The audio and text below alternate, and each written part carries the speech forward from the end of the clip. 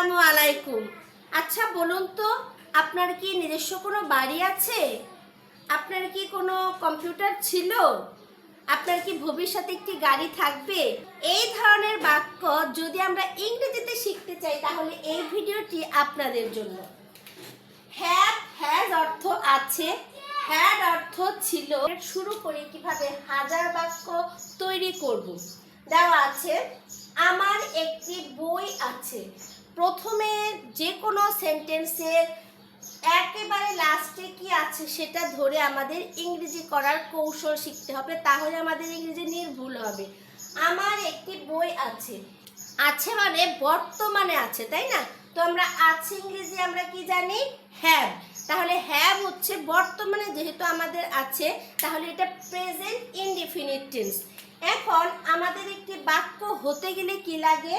Subject লাগে এবং সাবজেক্টের পরে একটা ভার্ব লাগে। ওকে, সাবজেক্টের পরে ভার্ব লাগে, সাবজেক্ট এবং ভার্ব হলে আমাদের বাক্য হয়ে যায়। তো আমার একটি বই আছে, এই যে বই আছে, এই বইটা কার আছে? ঠিক আছে, এই বইটা কার আছে? তাহলে বই আছে কে যদি প্রশ্ন করি, বই আছে, এই বইটা কার আছে? উত্তর হচ্ছে আমার আছে। তাহলে কার বা কে দ্বারা প্রশ্ন করে যে উত্তরটা পাওয়া যাবে সেটা হচ্ছে সাবজেক্ট। তাহলে আমার হচ্ছে সাবজেক্ট। আমার ইংরেজি কি? আই। কি হবে? আই। এবং আছে, এই যে আছে ইংরেজি কি শিখাইলাম? হ্যাভ। আই যেহেতু ফার্স্ট পারসন, তাহলে আই এর পরে হবে হ্যাভ। I have. কি আছে? একটি কলম। একটি কলমের ইংরেজি কি? I have a pen. যদি বলতাম আমার একটি ছাতা আছে, তখন কি হতো? I have an umbrella. এখন দেখো বলেছে তোমার একটি কম্পিউটার আছে, তাহলে কি আছে? আছে, লাস্টের যে ওয়ার্ডটা সেটা হচ্ছে আছে। আছে ইংরেজি হ্যাভ এবং এটা প্রেজেন্ট ইনডিফিনিট টেন্সের উদাহরণ। প্রেজেন্ট ইনডিফিনিট টেন্সে হ্যাভ বসবে আছে অর্থে। তাহলে তোমার একটি কম্পিউটার আছে, এই যে আছে কম্পিউটার আছে কে প্রশ্ন করলাম, কম্পিউটার কার আছে? কম্পিউটার উত্তর দিল তোমার, মানে তোমার একটি কম্পিউটার আছে। তোমার ইংরেজি কি? ইউ। তোমার ইংরেজি ইউ। তোমার আছে ইংরেজি কি হবে? হ্যাভ। You have. কি আছে? একটি কম্পিউটার। তাহলে একটি কম্পিউটার ইংরেজি হচ্ছে এ কম্পিউটার।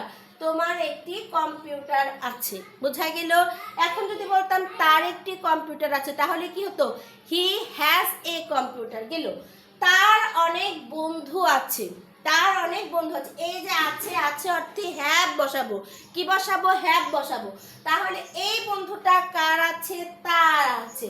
তার ইংলিশে কি? হি অথবা সি। মেয়ে হলে সি এবং ছেলে হলে হি।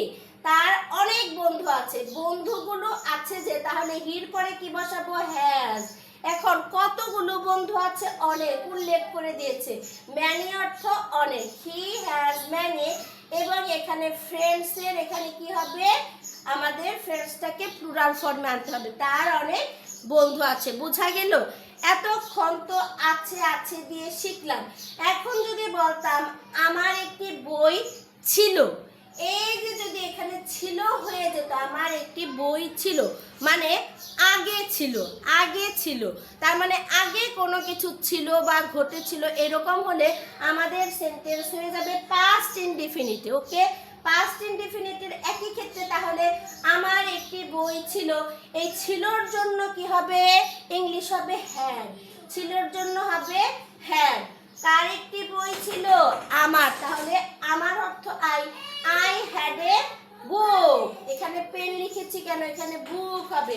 আই হ্যাড এ বুক। ওকে, যদি বলতাম আমার একটি কম্পিউটার আছে না লিখে যদি ছিল হয়ে যেত, তাহলে কি লিখতাম? এই একই ক্ষেত্রে আই হ্যাড এ কম্পিউটার। যদি বলতাম তোমার একটি কম্পিউটার ছিল, একই ক্ষেত্রে কি হতো? তোমার ইংলিশে ইউ এবং ছিল ইংলিশ কি হয়ে যেত? Had. You had a computer. বুঝা গেল? যদি বলতাম তার অনেক বন্ধু ছিল, আছের পরিবর্তে যদি ছিল দিয়ে দিতাম, তাহলে কি হতো? হি ছিল ইংলিশ হতো হ্যাজ এর পরিবর্তে had. He had many friends. বোঝা গেল?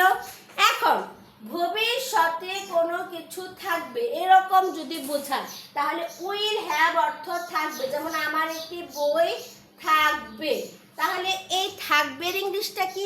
Will have. থাকবে ইংলিশটা উইল হ্যাভ।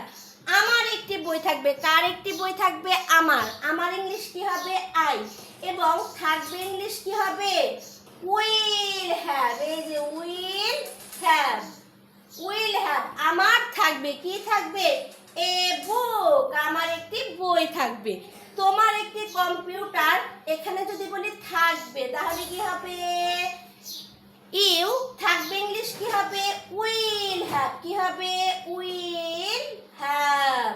তোমার থাকবে কি থাকবে? কম্পিউটার থাকবে। You will have a computer. যদি বলি তার অনেক বন্ধু থাকবে তখন কি হবে? এ থাকবে দিয়ে দিলাম। তাহলে তার ইংলিশ হচ্ছে হি এবং থাকবে ইংলিশ হচ্ছে উইল হ্যাভ। উইল হ্যাভ, তার থাকবে। হি উইল হ্যাভ কি থাকবে? ম্যানি ফ্রেন্ডস, বন্ধু থাকবে। তার অনেক বন্ধু থাকবে। এখন তোমাদের জন্য প্রশ্ন হলো, আমার একটা গরু ছিল, আমার বাবার একটি গাড়ি থাকবে এবং আমাদের একটি গ্রামের বাড়ি ছিল। এর ইংরেজি কি হবে? কমেন্ট করে জানাও।